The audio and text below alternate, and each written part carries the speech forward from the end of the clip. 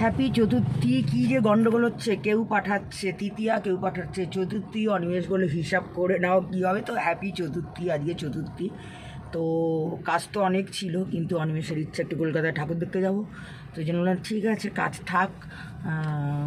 তো অনিমেষের আবার ওয়েডনেসডে করে ছুটি, সামনের ওয়েডনেসডে করে ছুটি, আর টুইসডে ছুটি নেই। তো আমরা কলকাতার দিকে যাচ্ছি, কোথায় যাব জানি না।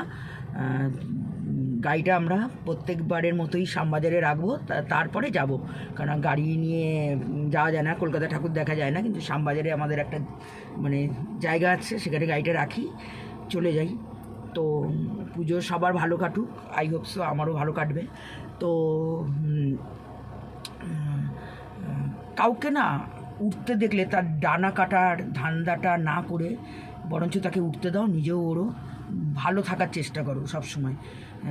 কারুর পিঠ পিছে কেউ বদনাম করলে একদিন না সত্যটা সবাই জানতে পারে। ধরো 5 বছর আগে তুমি বলেছো, সত্য না চাপা থাকে না, 5 বছর পরেও জানতে পারবে যে তোমার নামে যখন তুমি শুনবে যে তোমার নামে যাদের তুমি এত শ্রদ্ধা ভক্তি করো, ধরো তখন যদি তুমি শোনো যে তোমাদের নামে কেউ কিছু বলেছে, তখন কি শ্রদ্ধা আসবে তাদের প্রতি বলো? কেননা আমার মনে হয় এগুলো করে নিজেদের লোকরাই। তো ওপর দিকে থুতু ফেললে তো নিজের গায়েই লাগে না। তো আমার মনে হয় এইগুলো না করে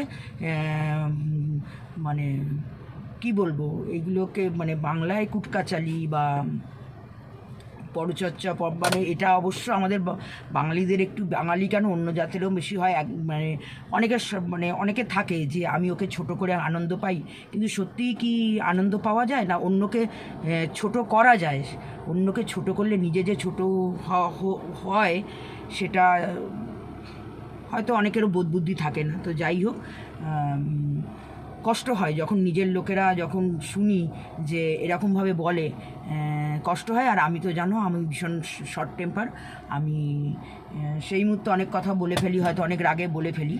তো হ্যাঁ, সেই রাগটা আমার থাকে না, আমার বলে ফেলি। কিন্তু মানুষে না কী বলতো, যে মুখোশের আড়াল এইটাতে ওই মানে কিছু মানুষকে মুখোশের আড়ালে যে এইগুলো ছিল জেনে খুশি হলাম। মানে এবার থেকে সেই মতোই চলার চেষ্টা করব, যে যার লেভেল যেখানে তাকে ঠিক সেই জায়গাতেই রাখবো, মাথার ওপরে আর কাউকে রাখবো না।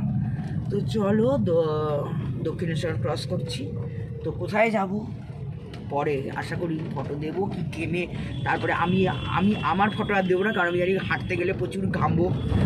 মানে চুল তো দেখেছো, এই যে ওরা সেটিং মেটিং করে দিয়েছিল, হিট ফিট আমি দিইনি, কারণ আমি আমার নিজের চুলকে বড্ড বেশি ভালোবাসি এবং নিজেকেও ভালোবাসি।